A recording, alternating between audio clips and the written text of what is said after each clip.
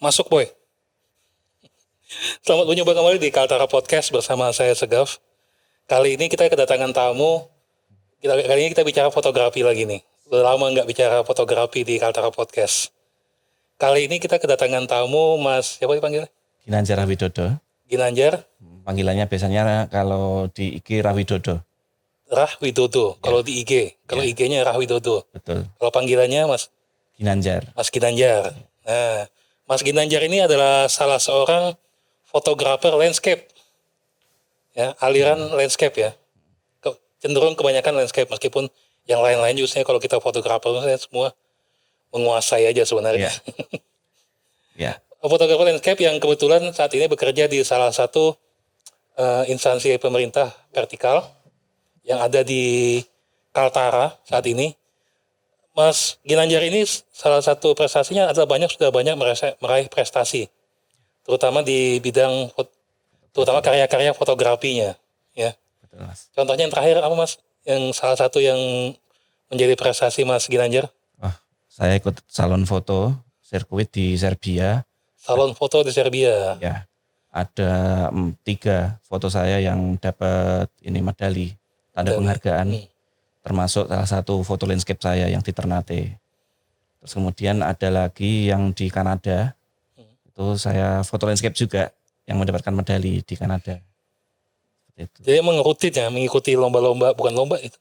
Salon foto itu pada dasarnya apa?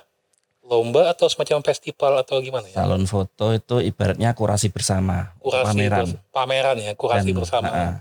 Dan dia itu nanti kalau nilainya tinggi dapat medali. Betul. Dan untuk beberapa event juga kayaknya ada gelarnya deh kayaknya. Betul. Jadi salon foto itu kan ada yang afiliasinya PSA. PSA itu Photographic Society of America. Dan ada yang afiliasi dengan FIAP atau Federasi Fotografi Internasional di Paris. Jadi setiap kita ikut salon foto dapat poin itu dikumpulkan nanti bisa untuk mengajukan gelar seperti itu Mas. Apa contoh gelarnya gimana? Ini buat yang nggak tahu siapa kan? Ya. Contohnya apa nih yang bukan yang sudah ada yang sering dipakai sama fotografer itu? Ya. Kalau di Indonesia ya gelar yang diakui di Indonesia itu ada 4 ya Mas. Yang pertama itu AFPSI. AFPSI. Federasi Fotografi Indonesia itu AFPST. Kemudian yang PSA Photographic Society of America. Terus kemudian FIAP dan yang satu RPS dari Inggris. Itu yang diakui ya? Itu yang diakui di Indonesia. Sedangkan saya kemarin ngambil gelar yang di PSA. PSA, Photo Society of America. Ya, Photographic Society of America. Oke, nanti kita bicarakan itu. Siap. Cuman sebelumnya, kita flashback dulu nih. Di awal, kenapa tertarik di bidang ini? Di bidang aliran sub fotografi ini kan banyak nih. Ya. Kenapa tertarik di landscape sebenarnya? Ya, awalnya saya tertarik fotografi itu karena saya penempatan pertama kali saya bekerja ya. Saya penempatan itu di Tobelo, Maluku Utara. Terus kemudian saya mengikuti ada forum namanya photographer.net. Iya, dulu FN. Betul, FN. Zaman almarhum Christopher. Betul, saya 2008 mengikuti FN, ketemu sama mentor saya namanya Om Yadi Yasin. Nah, saya terinspirasi karya-karya beliau. Karya-karya beliau tuh landscape-nya itu hidup Mas. Jadi itu nggak sembarang foto-foto pemandangan gitu loh. Jadi itu dari fotonya itu terlihat kedalaman gitu, maksudnya kedalaman karyanya. Terus kemudian tajam semua. Terus rasa kita itu melihat karyanya kita berada di situ. Dan yang pasti dia itu ada auranya Mas. karyanya itu ada auranya. Jadi itu kalau dipajang ya bisa ruangan lebih hangat, lebih dingin, lebih adem kayak gitu. Nah, saya tertarik fotografi landscape karena Om Yadi Yasin itu. Terus kemudian pemandangan di Maluku Utara itu sangat ini ya, mensupport lah genre tersebut. Karena di sana itu indah banget Mas, bagus banget di Maluku Utara itu. Jarang orang explore, fotografer waktu itu jarang yang motret di sana. Tahun segitu. Ya, 2008. Akhirnya saya tertarik di fotografi landscape karena ya terinspirasi dari Om Yadi Yasin tersebut. Nah, kalau di fotografi landscape itu, apa sih yang sebenarnya kita cari? Maksudnya yang tadi sudah ada Mas Ginanjar bilang tadi sesuatu yang hidup kayak berdimensi. Cuman apa sih sebenarnya yang dicari dari sebuah foto landscape sebenarnya? Kalau saya pribadi ya Mas ya, fotografi landscape itu lebih ke proses Mas. Karena kita tidak bisa menciptakan karya fotografi landscape yang masterpiece tanpa kita menikmati prosesnya. Jadi itu apa ya, banyak faktor ya di fotografi landscape. Terutama itu di cuaca yang tidak bisa kita prediksi waktu itu. Terus kemudian lokasi yang belum pernah dijamah orang. Nah, seperti itu. Kadang itu ya itu kita butuh survei dulu di internet, survei dulu. Kita kadang riset dulu tempat itu seperti apa. Terus kemudian cara menjangkaunya itu seperti apa. Posisi matahari itu di mana, seperti itu Mas. Perlu banyak riset ya sebelum.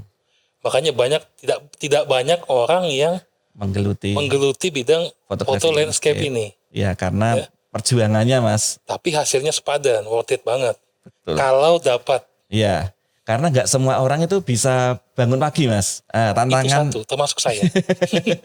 fotografi landscape itu tantangan utamanya itu harus bisa bangun pagi. Bukan masalah bangun paginya Mas. Gimana? Malas keluarnya. Udah bangun pagi tapi malas keluar gitu ya. Kalau bangun pagi gampang. Keluar rumahnya yang malas. Belum lagi tempat-tempatnya kan agak-agak challenging banget kan. Iya, challenging banget. Kadang kita harus naik ke bukit subuh-subuh, sebelum subuh itu kita udah naik bukit, naik gunungnya, perjalanannya juga gelap, dingin dan lain-lain. Itu sudah sedikit kita bahas tadi, sedikit ya. Masalah hambatan-hambatan. Biasanya kalau hambatan yang paling utama, kalau pingin mengambil sebuah foto landscape ini, apa biasanya? Tadi sudah kita bahas sedikit tadi masalah susah bangun pagi atau malas keluar rumah. Lalu lokasi, apalagi selain itu? Di cuaca sih Mas. Cuaca. Kita sudah mengharapkan subuh di perkiraan cuaca akan cerah kan. Ternyata waktu kita datang tiba-tiba hujan deras. Tiba-tiba mendung dan itu sering. Ya mau nggak mau kita harus nunggu momen apabila hujan ya kita harus berteduh dulu. Dan tapi biasanya gini Mas, kalau setelah hujan biasanya itu keluar warna-warna yang bagus. Gitu. Kadang kalau malamnya hujan ya paginya itu mataharinya itu keluarnya itu bagus. Sama juga pada waktu sore itu hujan deras, terus tiba-tiba sebelum maghrib dia itu berhenti. Kadang itu semburat warnanya itu keluar semua, kayak gitu. Dan momen-momen seperti itu dalam 1 tahun itu bisa dihitung dengan jari Mas. Betul sekali. Yang langitnya lagi bagus-bagusnya. Iya. Ada kemarin beberapa hari yang lalu itu ya. Iya. Dan itu saya waktu itu ya nggak motret, saya di rumah. Ya itu kan namanya cuaca ya, nggak bisa ditebak. Betul. Jadi kita nggak bisa beda kayak misalnya foto model atau foto apa gitu kan yang kayak yang foto potret gitu kan. Itu kan situasinya kita yang bangun gitu. Betul sekali. Apalagi kalau di studio kayak begini gitu kan, ini aman dari segala macam. Musuhnya cuma mati lampu aja. Kalau kayak di studio gini sudah teratur gini kan. Iya. Kalau di studio kan cahaya bisa kita atur Mas. Kalau di alam bebas Tuhan yang ngatur. Dan itu kita juga harus tahu gitu loh. Maksudnya nanti posisi matahari di mana, kemudian posisi cahayanya di mana. Kita sudah harus bisa membayangkan lah. Kalau kita motret di suatu tempat, kita harus bisa membayangkan karya kita itu nanti jadinya seperti apa. Pernah gagal nggak? Sering. Sering. Nggak dapat apa-apa. Sering. Ya. Berapa persentasenya, berapa puluh persen itu? Kalau bukan gagal ya, nggak dapat apa. ya antara karya foto yang biasa dengan yang masterpiece itu biasanya ya perbandingannya itu sedikit banget. 10%, kalau yang masterpiece itu 10%. Jadi dari misalnya kita 10 kali moto, Ya, 10 kali ya, hunting, hunting. Satu yang satu benar-benar lokasi bagus. yang benar-benar bagus. Betul sekali. Sisanya Ya kadang mendung, warnanya nggak keluar. Cuman ya kadang kan di satu tempat itu landscape tidak melulu soal soal sunset dan sunrise, Mas. Jadi ada juga kalau di Kaltara, saya sukanya di Kaltara itu apa? Kabut. banyak ya. Banyak. Kalau bangun pagi itu Ya daerah Malinau tuh lumayan. Di sini agak kurang kayaknya. Di arah kalau tepi Kayan Sana ya. Kita lihat ke Gunung Putih itu kabut terus, Mas, itu, Mas. Nah, itu yang saya suka di situ. Kalau pagi-pagi juga di Gunung Rego juga. Gunung Rego. Terus kemudian yang jalan arah Malinau itu saya ada spot favorit di situ. Dia ada di tanjakan. Terus kemudian itu ada samping kiri itu ada seperti gurun pasir. Biasanya untuk private teman-teman fotografer di sini juga. Nah, saya tuh biasanya pagi di situ lihat ke arah itu dekat mana tuh? Sebelum Bulu Perindu. Sebelum jembatan Bulu Perindu. Dari arah Jelerai, jembatan belok kanan ke arah Malinau. Itu ada spot favorit saya di situ. Di situ kalau pagi kabut-kabut, kemudian keluar matahari terbit itu bagus banget. Nah, itu juga. Kalau kita bicara masalah gear nih, apa yang perlu kita persiapkan sebenarnya kalau kita ingin menghasilkan sebuah karya foto landscape yang bagus? Apa-apa aja? Kan nggak, salah satu yang menghambat ya orang kadang-kadang itu untuk menggeluti bidang fotografi landscape itu termasuk lumayan banyak peralatannya. Betul. Selain kamera dan lensa ya. Apa saja biasanya yang Mas Ginanjar persiapkan? Oke. Saya awal motret landscape, Mas, itu hanya menggunakan kamera Nikon D40 yang cuma 6 megapiksel. Ya, zaman dulu itu D40. Dan waktu itu saya belum punya lensa lebar, hanya punya lensa kit 18-55. Terus kemudian saya punya filter yang paling berpengaruh di fotografi landscape adalah CPL. CPL saya hanya bisa beli Hoya yang harganya 200.000. Ya, itu Hoya kan. Mohon maaf Hoya ya. Itu kan Hoya kan filter yang biasanya paling murah biasanya. Ya, dan kadang-kadang yang filter UV-nya jadi bonus lensa kit biasanya. Betul.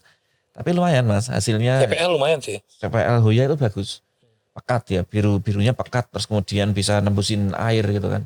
Menghilangkan pantulan. Pantulan itu yang paling biasa kita pakai, CPL kan buat ngilangin pantulan atau kacamata gitu kan. Betul. Dan waktu itu saya pakai filter namanya Gradual ND. Gradual ND itu saya belum bisa beli merek yang mahal-mahal yang dari kaca, dari resin yang kualitas tinggi. Saya tuh beli tuh merek Tiongkok, Mas. Merek Tiania. Oh, Tiania. Masih ada kok sampai sekarang. Itu kalau teman-teman saya tuh kalau ngecengi saya tuh itu filter Swallow Globe itu. Ager-ager, Mas. Dulu saya punya yang Gradual ND-nya itu yang netral sama yang tobacco. Nah, yang tobacco itu ya kadang saya pakai juga. Waktu itu awal-awal pakai lensa kit, bahkan saya pakai untuk motret yang waktu itu di Ternate. Di Ternate saya pakai tripod, yang tripodnya itu kayak jemuran pakaian yang dari aluminium. Yang enggak imbang. Nah, itu merek Velbon kalau nggak salah waktu itu ya. Velbon lumayan. Iya, lumayan, Mas. Velbon, tapi waktu itu saya masukkan di dekat air laut selama 13 detik. Saya exposure-nya ya nggak pakai holder, Mas, saya pegang pakai tangan, Mas. Filternya itu nggak pakai holder. Jadi ya CPL saya puter supaya pantulannya hilang. Terus filternya Gradual ND itu saya tumpuk 2 itu. Saya pegang pakai tangan. Nah, foto itulah yang dapat medali di Serbia, Mas. Itu cuma dengan D40 lensa kit. Terus CPL Hoya dan Gradual ND. Tiania. Ini merek-merek yang kami sebutin ini jujur aja ya. Ini merek-merek yang entry level. Ya entry level, kasta terendah lah mas. Kasta ya itu kita coba ini. Saya sudah berusaha sesopan mungkin itu. Ya saya mengakui mas, memang ya kualitasnya itu memang nggak sebagus kalau yang pakai resin yang kualitasnya bagus ya, kayak saya kan. Itu awalnya. Setelah saya sering ikut lomba, menang lomba, dapat hadiah, baru saya upgrade ke ininya apa? Ke Filter. tripod. Tripod dulu.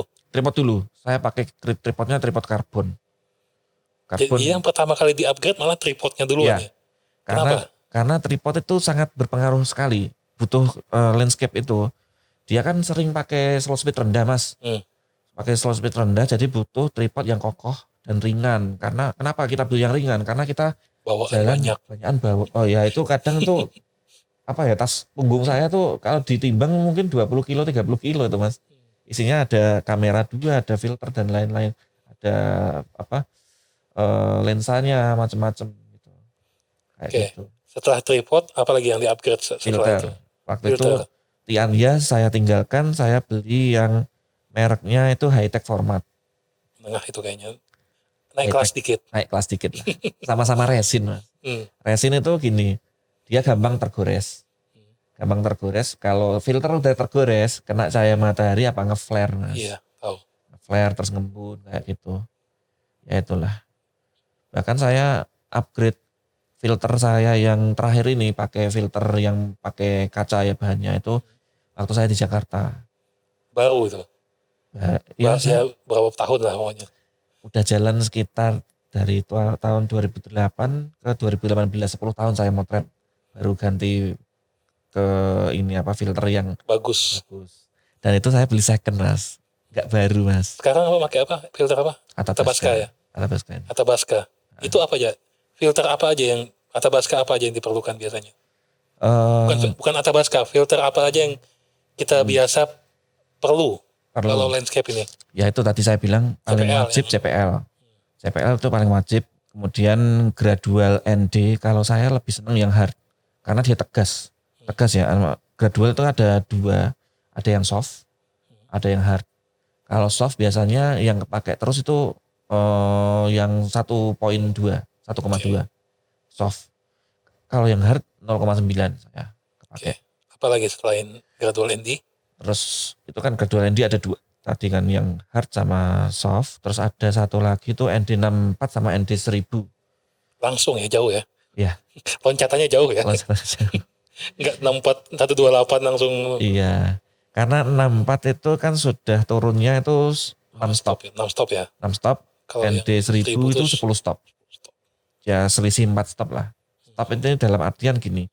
Kalau kita shutter speednya kita seper 100 ya. Nah, diklik 3 kali itu 1 stop.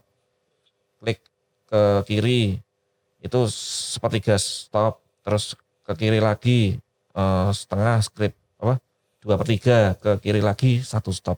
Seperti itu mas. Jadi apabila pakai yang ND1000 itu kita bahkan bisa bikin awannya itu gerak padahal kita motretnya siang hari. Dan itu exposure waktunya bisa sampai 4 menit mas. Yang ND1000 pakai apa sekarang ini? Athabasca juga? Athabasca. Biasanya itu yang paling mahal itu biasanya. Biasanya ND1000 sih yang harganya kayak terasa.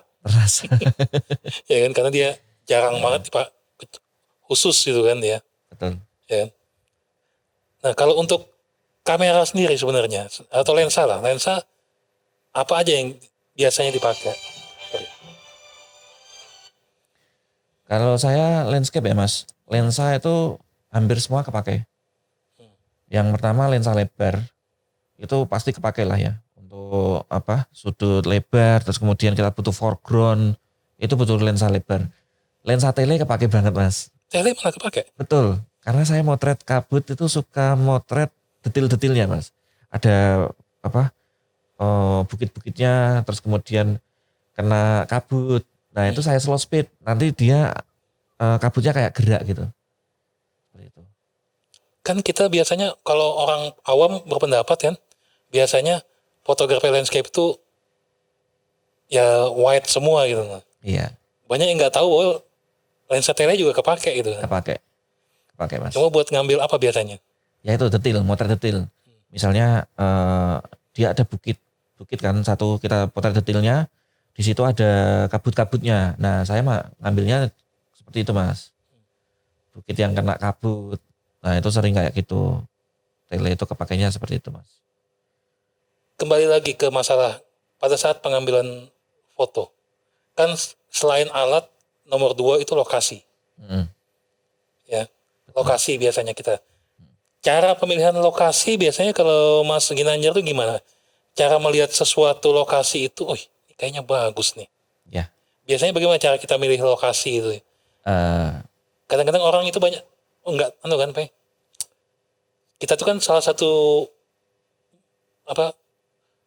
kepuasan terbesar itu membuat sebuah lokasi yang terlihat biasa, tapi malah begitu difoto malah terlihat luar biasa. Ya. Bagaimana cara membuat melihat sebuah lokasi itu terlihat bagus?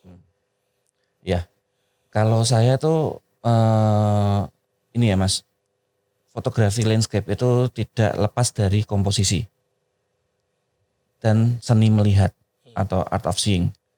Jadi kalau kita berada di satu tempat, kita akan mengamati Mas, tempat itu potensinya seperti apa. Misal ya, saya pernah motret itu hutan kota ya, hutan kota di Tanjung Selor, Bunda Hayati itu kan. Saya masuk ke situ, ada semacam ada kolamnya, terus kemudian ada hutan-hutannya, ada saung-saungnya. Saya lihat, wah ini bagus ini. Kalau waktu cuaca cerah, langit biru, terus jadi refleksi. Saya ngelihatnya langsung ke situ Mas. Oh ini bisa jadi foto refleksi. Terus kemudian tempat ini juga posisi matahari itu bisa sunrise, bisa sunset. Iya kan melingkar gitu kan. Melingkar. Bulat gitu. Betul. Terus saya melihat kayak ini di sepanjang tepian Kayan. Sepanjang tepian Kayan itu kan saya sering mengamati ya Mas. Banyak lah. Kalau di pelabuhan itu ada kayak tambatan. Tambatan itu bisa saya mainkan komposisinya. Nanti kita kasih lihat fotonya. Yang tambatan itu. Terus dia kan posisinya juga pas sunset kan. Kalau Tanjung Selor itu kan ngadep sunset Mas. Iya. Nah itu kesempatan besar kita untuk mengabadikan sunset di Tanjung Selor. Itu sepanjang tepian Kayan sampai Sabandar Lama itu macam-macam objeknya. Ada kapal karam di Sabandar Lama, itu ada kapal karam, itu ada kayak speedboat itu kan. Itu bisa jadi objek juga. Bisa jadi foregroundnya ya. Ya jadi foreground. Terus kemudian di sini kan banyak air terjun atau sungai kan. Saya pernah itu motret di belakangnya Gunung Seriang gitu kan. Ada kayak sungai, aliran air. Nah potensi di Kalimantan Utara itu adalah air terjun dan sungai itu. Karena satu, alirannya udah bagus. Kemudian airnya jernih juga.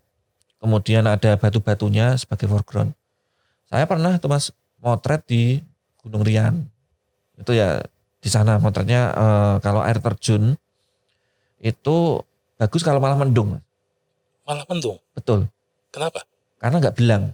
Kalau dia kan posisinya itu di dalam hutan kan Mas. Iya. Di dalam hutan banyak pepohonan. Terus kemudian kalau ada matahari itu sebisa mungkin hanya di atas saja. Atas ada semburat sedikit itu loh, kayak sedikit flare gitu loh. Sebisa mungkin jangan sampai sebagian pohonnya kena cahaya matahari, sebagian kena bayangan. Itu nantinya jadinya bilang Mas. Iya susah itu. Iya, kalau saya prefer motret air terjun dan sungai itu pas mendung.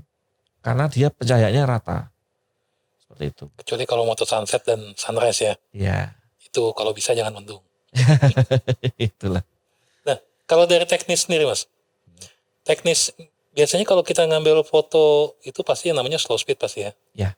Ya kan? Apa aja teknik-teknik lain yang dipakai biasanya kalau pengambilan foto landscape ini? Komposisi ya. Komposisi saya biasa pakainya itu foreground interest. Foreground interest itu ada di latar depan sebuah foto. Itu adalah objek yang menjadi point of interest-nya, atau kita kalau lihat foto itu duluan yang dilihat. Itu duluan yang kita lihat. Nah, itu biasanya foreground interest bisa berupa entah itu batu, entah itu dermaga tadi kan, ada tambatan, entah itu kapal yang karam kayak gitu. Terus kemudian ada pemecah gelombang.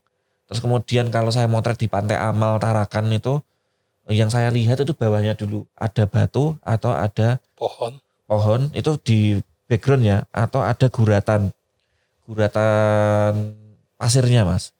Kalau kena ombak itu kan pasir pantai itu kan seperti padang pasir itu mas, Iya. ada guratan. Nah itu yang saya lihat itu seperti itu dulu. Jadi yang saya lihat foregroundnya menarik atau tidak. Itu yang sering saya pakai foreground interest. Terus kedua detail. Ketiga movement. Movement itu gerakan entah itu air yang di slow speed. Nah itu akan menciptakan Banget, ya. seperti awan, gerakan airnya seperti awan. Itulah fungsinya filter ND ya. Ya kalau motret itu ND-nya saya pakai untuk menggerakkan awannya mas. Jadi awannya yang terlihat dia diam. Kalau pakai filter ND 1000 itu dia bisa seperti bergerak awannya. Seperti itu. Nah setelah itu baru kita mulai ngitung ya. Ini kira-kira alat apa yang dibutuhkan mungkin kan. Pakai filter yang mana. Nah secara teknis kita tentukan dulu diafragmanya mas. Atau ini ruang tajamnya dulu. Kita kan kalau motret landscape butuh semuanya tajam. Iya. Butuh semuanya tajam. Jadi saya seringnya itu pakai diafragma yang sempit atau angka besar. Misalnya F16, F18, F11, F14. Seperti itu. Saya jarang mas pakai F22 itu jarang karena dia Sweet spotnya bukan di situ. Sweet spotnya bukan di situ. Dia akan semakin soft malah. Justru nggak tajam di 22 itu. Tajam itu malah di 16, di 18. Dan antara kamera full frame dengan kamera non full frame itu beda.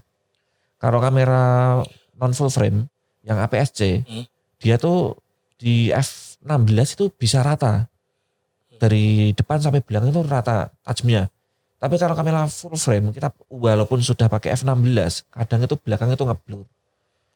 Itu. Karena dia pakai semua sensor kan. Iya. Kalau APS-C kan dia cuma pakai yang di tengah saja. Iya. Makanya lebih sempit, lebih tajamnya, lebih banyak tajamnya kan biasanya kalau lensa itu kan yang nggak tajamnya di ujung-ujung gitu. Iya. Makanya begitu dia pakai APS-C karena cuma pakai yang bagian tengahnya aja, makanya tajamnya dari rata semua. Iya. Itu biasanya. Jadi setelah menentukan diafragma, baru mulai ngitung shutter speed berapa yang dipakai gitu ya. Nah, kalau shutter speed biasanya dia mengikuti diafragma. Kalau pakai aperture mode, pakai A itu kan, mode A itu diafragmanya, shutter speednya akan mengikuti diafragmanya. Nah itu akan mengikuti. Kecuali kita pakai manual. Saya biasanya pakai manual karena pengen lihat histogramnya mas.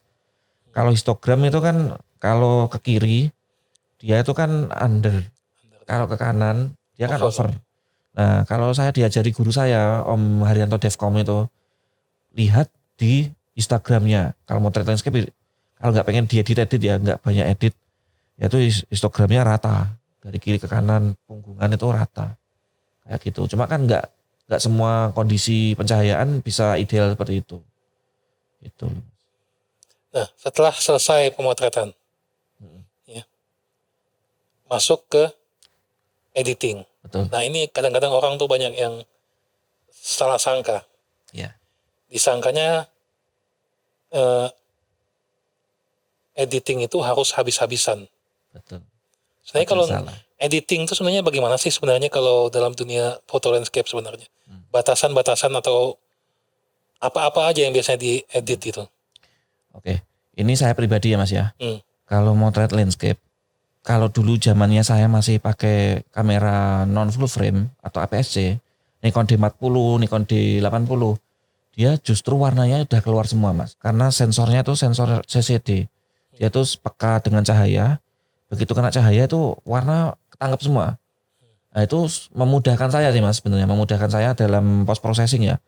Jadi begitu masuk di Photoshop yang saya lakukan adalah menghilangkan noda-nodanya yang hitam-hitam. Kadang kan sensor kan kotor mas. Sensor zaman dulu.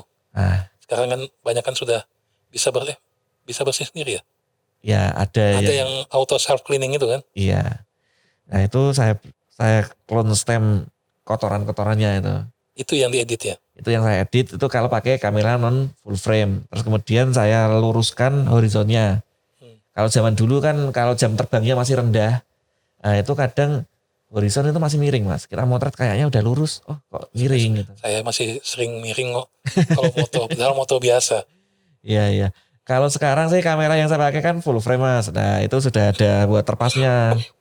Ada waterpassnya jadi kalau sudah hijau berarti ya udah lurus, udah bener waktu di post processing udah lurus. Cuman kalau kamera full frame dia itu memang seperti video ya. Video itu kan harus ada grading, color gradingnya mas. Sama kalau full frame dia warnanya memang cenderung lebih soft, mendem warnanya. Hijaunya itu nggak tegas, birunya nggak tegas. Nah, perlu di color grading. Dia kalau saya pakainya ya Lightroom dulu. Saya motret selalu pakai RAW sama JPEG.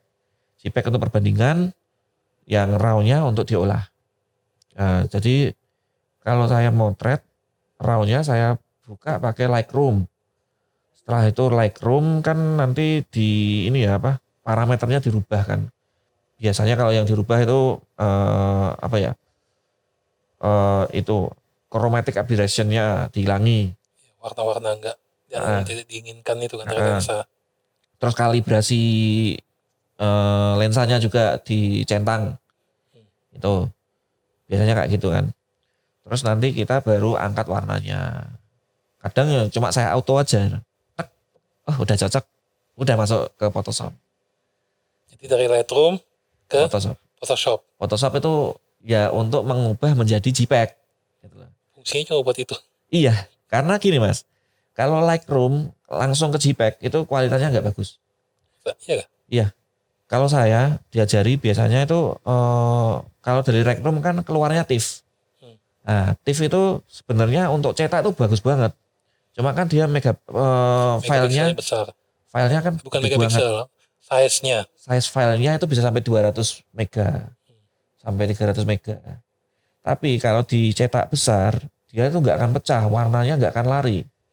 Itu saya diajari Om Haryanto Devcom juga itu, kayak gitu.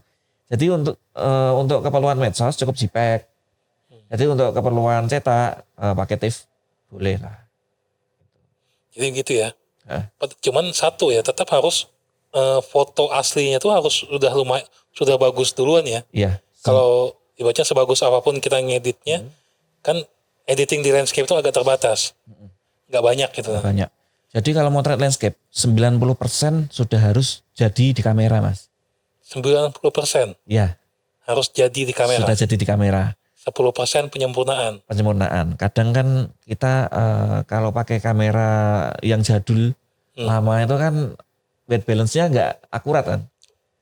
Nah itu kita benerin white balance-nya supaya warna yang muncul di foto itu natural. Nah kunci motret landscape itu ya warnanya harus natural. Apa yang kita lihat sama dengan apa yang kita foto. Seperti itu. What you see is what you get.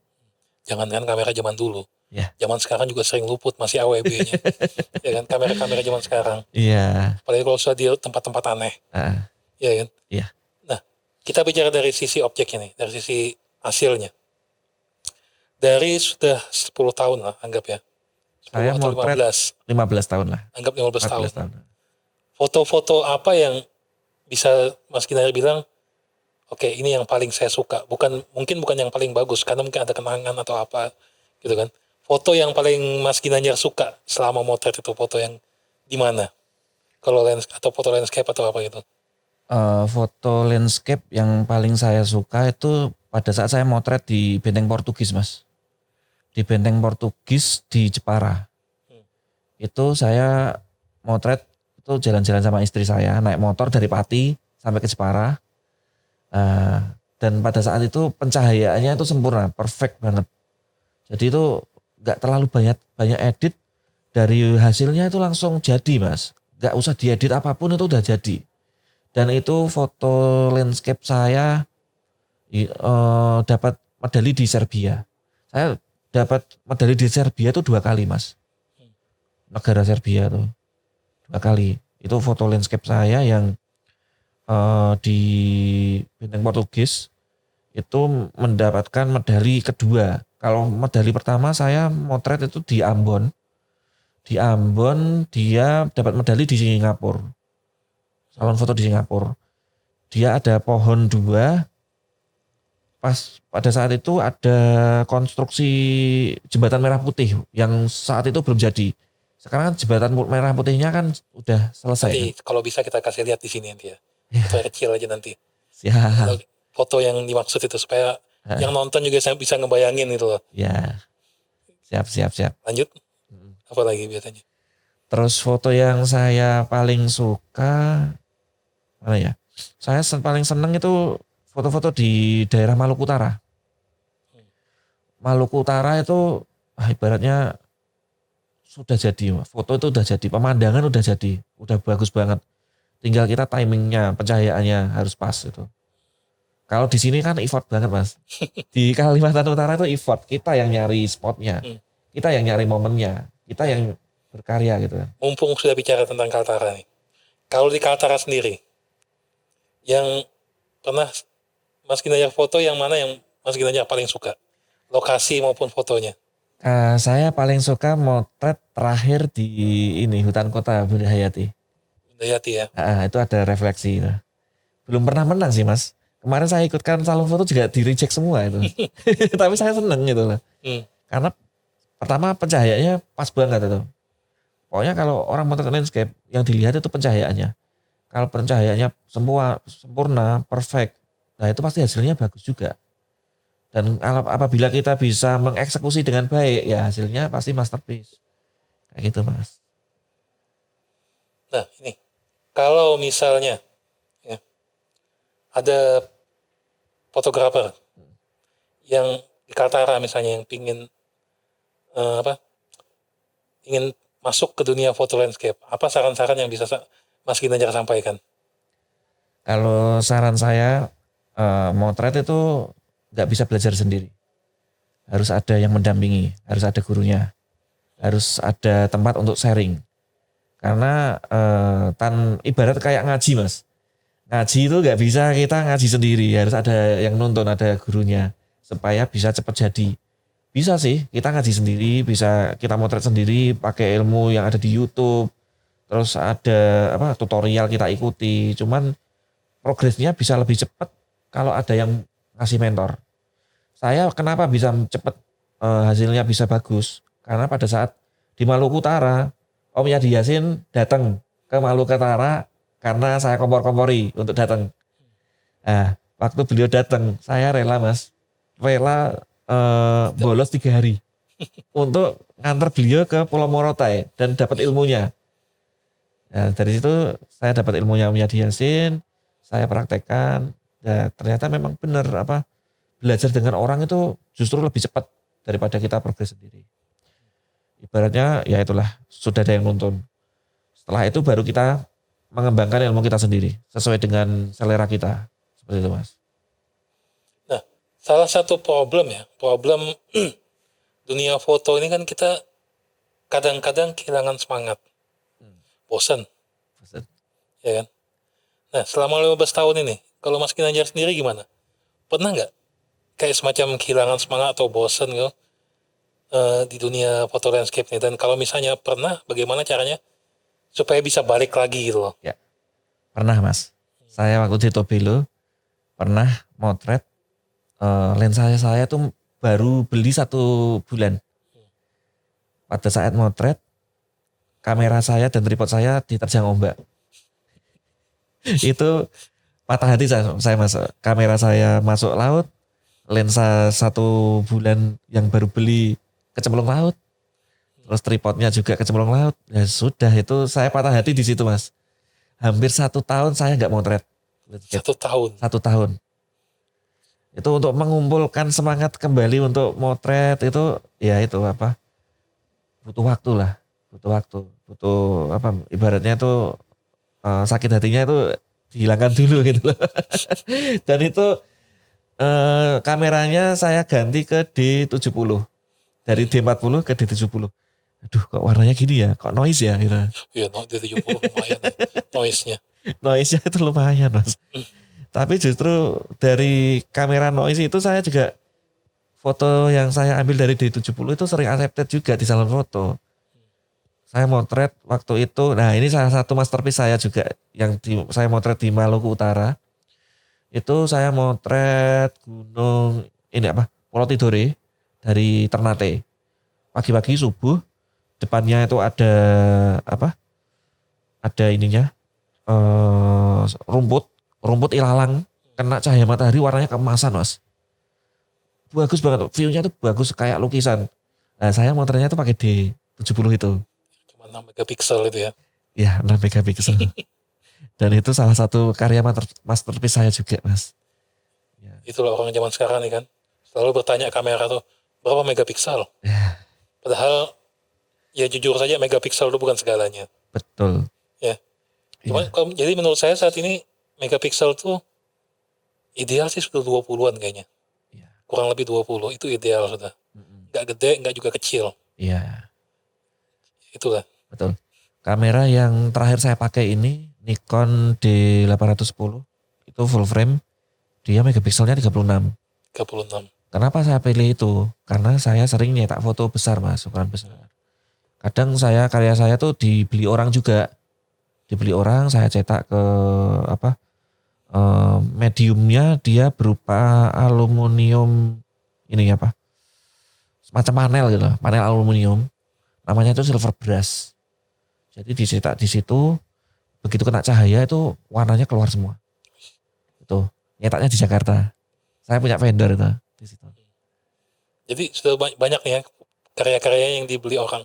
Alhamdulillah ya dari karya-karya saya yang dibeli orang itu ya itu bisa beli kamera baru, terus beli lensa baru kayak gitu mas.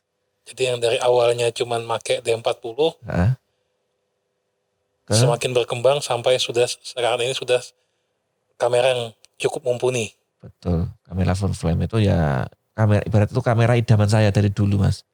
Nikon D800 atau D810 itu idealnya motret landscape itu pakai itu bagi saya ya mas. Oke.